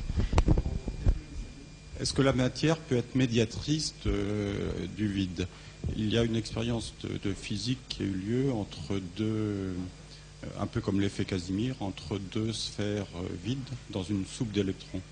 Est-ce que, j'ai cru lire que les électrons étaient médiateurs de l'énergie du vide. Alors, je sais pas, j'ai pas suivi ça suffisamment. C'est possible que, je sais qu'il y a eu pas mal d'expériences sur l'effet Casimir, mais j'ai pas suivi en détail les phénomènes qui ont été observés, donc je ne peux pas répondre à cette question. Mais elle est intéressante, mais je ne peux pas y répondre. Je ne peux pas répondre à tout, hein, c'est honnête. Oui, c'est très bien, non, c'est très honnête. Parfait. Alors, attendez, il y a une question qui était déjà posée depuis longtemps.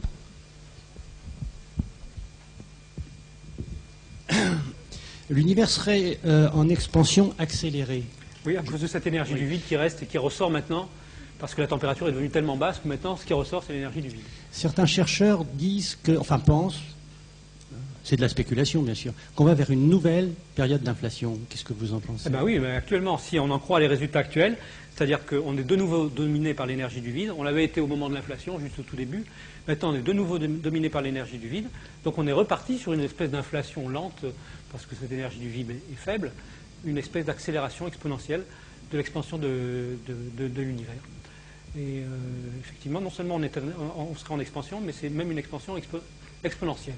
Est-ce que la première expansion a imposé des théories dites de renormalisation, puisque l'univers s'est extendu de façon tout à fait anormale, et qu'en fin de compte, il s'agit presque encore d'une spéculation, c'est-à-dire qu'on n'en a pas véritablement la certitude, si tant est qu'elle existe. Si on va vers une période d'inflation, est-ce que vous ne croyez pas qu'on risque de se retrouver devant le même phénomène? Non, je ne peux pas répondre. Pour l'instant, ce n'est pas une inflation qui est quand même dans les mêmes conditions que le Big Bang. L'inflation dont on parle du Big Bang, elle correspond à une énergie du vide qui était 120 ordres de grandeur plus grande que celle actuelle et qui s'est fait en un flash quasiment instantané. Celle-là, par contre, correspond à une énergie du vide beaucoup plus basse et donc l'inflation est beaucoup plus lente. Donc normalement, elle devrait se poursuivre sans effet spectaculaire normalement. Mais je ne peux pas... Non, pour l'instant, c'est la bonne oreille. Une dernière question. Oui. Est-ce qu'au LHC, il y aura un pourcentage de temps donné à l'armée? Et qu'est-ce que vous en pensez? Non. Comme au LMJ? Ah non, ça n'a rien à voir. Je vous dis, si on associait tous les pays du Nord et du Sud, la Corée, le Pakistan, l'Inde, l'Israël, la Turquie, c'est pas pour faire des essais militaires. Je peux vous garantir que... simplement scientifique. Ça sera vraiment de la science universelle. Ça, c'est au moins la garantie que vous pouvez avoir, le mélange même des pays qui y participent. Oui, je voulais savoir, donc il y a des fluctuations du vide, ce sont des fluctuations d'énergie, je suppose. Oui. Est-ce que le spectre d'énergie a une courbe, correspond à un corps noir? Alors, le spectre de ces fluctuations, non, c'est pas un corps noir. Il y a un spectre de ces fluctuations, de ces delta E, et bien sûr, il rejaillit sur la manière dont l'inflation va se faire un peu partout, et il rejaillit sur le fait que, comme le spectre des fluctuations peut varier d'un endroit à l'autre, vous allez avoir des régions qui vont s'inflater plus vite que d'autres, et c'est ça qui donne ces fameux grumeaux que vous avez vus sur les cartes du rayonnement à 3 degrés que l'on voit aujourd'hui. Donc c'est le reste, après ça se refroidit, après l'inflation, mais on a toujours la trace du fait qu'on a un spectre de fluctuation, de spectre de delta E, qui n'est pas le même, qui a des fluctuations un peu partout. Et c'est ça que vous voyez. Hein. Vous avez une relation, si on croit à l'inflation, une relation directe entre les petits grumeaux que vous avez vus sur la carte qui doit être encore là, sur cette carte-là, les grumeaux qu'on verra avec Planck notamment, ou même avec Kobe, ils vous donnent des renseignements sur le spectre des fluctuations. Et donc c'est un test de l'inflation et du spectre des fluctuations que l'on fait avec WMAP, avec Kobe et avec Planck certainement. Il y a une traduction d'ailleurs entre ces grumeaux et la taille de ce que l'on observe localement maintenant, aujourd'hui. Ça correspond à des choses qui sont maintenant visibles sous forme d'amas de galaxies.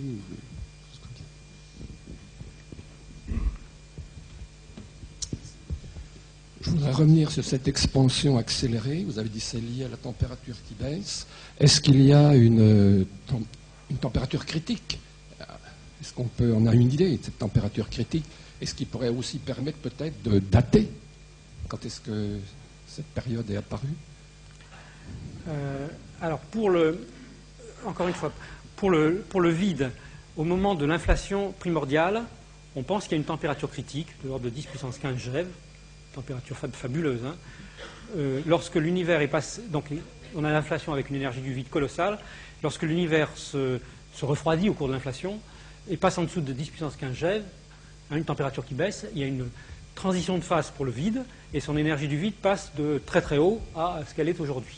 Bon, après l'univers donc est très chaud quand même, l'énergie du vide est très basse, la température baisse, elle baisse, jusqu'à ce que finalement l'énergie du vide finisse par l'emporter sur l'énergie liée à la température de l'univers, puisqu'il y a une relation directe entre l'énergie de la matière qui est liée à sa température, et donc l'énergie du vide, à un moment, au fur et à mesure que l'univers se refroidit, à un moment, l'énergie du vide réapparaît comme la quantité dominante. C'est ce qui se passe aujourd'hui. Donc, en ce moment, la température continue à baisser, mais l'univers est en accélération en expansion accélérée à cause de l'énergie du vide. Est-ce qu'il y aura une nouvelle transition de phase dans le vide? Donc, ça rejoint un petit peu la question qui avait été posée tout à l'heure par un autre auditeur, là, à savoir que est-ce qu'il y aura encore une transition? J'en sais rien, moi je ne peux pas vous dire. Normalement, quand même, à ces énergies-là, on pense qu'on maîtrise bien la physique, on ne s'attend pas à ce qu'il y ait des transitions, parce qu'on est dans des domaines que l'on peut reproduire en laboratoire. 3 degrés, on le reproduit en laboratoire. Le vide actuel, on le connaît bien, et donc on ne pense pas qu'il y aura une nouvelle transition. Mais moi, je ne peux pas deviner dans la mare de café. Je vais en profiter. Simplement, j'ai lu et j'ai entendu lors de conférences qu'il existait une énergie repoussante, une matière repoussante. C'est l'énergie du vide, oui. Alors oui, justement, je n'ai pas parlé. parlé. C'est ce qu'il avait dit. Voilà. Donc l'énergie du vide, elle a un autre paradoxe dont je n'ai pas parlé. Vous savez que pour la matière ordinaire, quand on introduit la notion d'énergie, la notion de température, on a ce qu'on appelle une équation d'état, c'est-à-dire qu'il y a la pression, le volume, la température, tout ça c'est PV égale RT, vous avez dû entendre parler. Également, quand on a un gaz relativiste, il y a un autre type de pression qui est lié à la densité sous une autre forme. Eh bien, pour le vide, pour l'énergie du vide, l'équation d'état, elle est paradoxale, ça donne ce qu'on appelle une pression négative, qui n'a vraiment rien à voir avec la physique classique, mais c'est une pression négative, et c'est ça qui vous donne cette expansion accélérée de l'univers. Donc on est dans ce qu'on appelle une équation d'état tout à fait originale, puisque vous avez en gros la pression qui est égale à moins l'énergie du vide dans certaines unités. Il y a une dernière question. Oui, alors ça sera ma deuxième question. Au sujet de l'inflation primordiale, je ne suis pas du tout un spécialiste de la question. J'ai lu, il m'est arrivé de lire ici ou là, je ne dis pas que c'était forcément de bonnes publications, que c'était une théorie ad hoc pour expliquer certains faits difficiles à expliquer, que je ne saurais pas vous préciser d'ailleurs, et que cette théorie de l'inflation primordiale, pour belle qu'elle soit, n'expliquait pas grand-chose, sinon rien du tout. Qu'est-ce qu'il faut penser de cette idée-là? Alors c'est vrai qu'au départ, c'était une théorie qui expliquait un ou deux phénomènes. D'une part, l'homogénéité de l'univers, quelles que soient les directions, ce rayonnement à 3 degrés quand même. Les petits grumeaux que je montre ici, c'est des écarts en température. Vous savez, la température, c'est 2,7 degrés. Les différences de couleur, elles représentent 1 millionième de degré à peu près, 1 microkelvin, quelques microkelvin. 1 sur 100 000. 1 sur 100 000, c'est ça, quelques microkelvin. Donc en gros, la température est la même partout. L'inflation, par ce phénomène brutal qui, à partir d'un petit point, pour schématiser, c'est pas un petit point au sens, il faut se méfier quand même des images, vous fait une grosse bulle, très rapidement, permettait d'expliquer pourquoi l'univers était si homogène que ça. Première chose. Deuxième chose, il y avait un certain nombre de particules bizarres qu'on appelle les monopôles, qui ne sont pas présentes dans l'univers, et ça permettait aussi d'expliquer pourquoi ils n'étaient pas là. Donc c'était deux observations. L'homogénéité de l'univers dans toutes les directions, C'est la même chose, quelle que soit la direction dans laquelle vous regardez. En gros, l'univers a à peu près la même allure. Et deuxièmement, l'absence de monopôle. Mais maintenant, c'est devenu plus quantitatif parce que l'inflation vous fait une prédiction très forte sur la quantité d'énergie du vide plus la quantité d'énergie de matière, la densité d'énergie du vide plus la densité d'énergie dans la matière. Et celle-là, elle est respectée avec les résultats récents. C'était une prédiction qui date de 20 ans, à 1% près, je dirais. Troisièmement, maintenant, elle vous fait aussi des prédictions sur le spectre des fluctuations. C'est ce qu'on a dit tout à l'heure. Le fait que ces grumeaux, ils ont des tailles avec une espèce de variation d'échelle. Elle vous fait donc c'est le spectre des fluctuations quantiques. Et ça, c'est en train aussi de se vérifier à quelques pourcents près. Donc, ce qui était au départ, c'est ce qu'on disait jusqu'à il y a quelques années, que c'était quand même basé sur une ou deux observations, un peu comme le Big Bang au début était basé sur quelques observations. Petit à petit, il y en a eu de plus en plus, la nucléosynthèse, le rayonnement à 3 degrés, etc. Bon, maintenant, l'inflation, elle commence à rentrer dans un régime quantitatif. Depuis 3-4 ans, il y a des prédictions quantitatives qui ont l'air quand même de marcher pas mal. Bon, c'est peut-être... Je ne sais pas si ça résistera à l'épreuve du temps. Comme je l'ai dit tout à l'heure, on verra avec Planck et avec les missions sur les supernovae et les clusters de galaxies et le weak lensing. Mais pour l'instant, maintenant, il y a quand même 4 ou 5 prédictions, dont 2 sont quantitatives assez précises. C'est quand même pas si mal. C'est la naissance d'une théorie. Elle va peut-être s'écrouler, mais c'est la naissance d'une théorie. Eh bien, il nous reste encore une fois à te remercier pour toutes ces réponses. Merci à vous. De nombreuses questions. Merci beaucoup.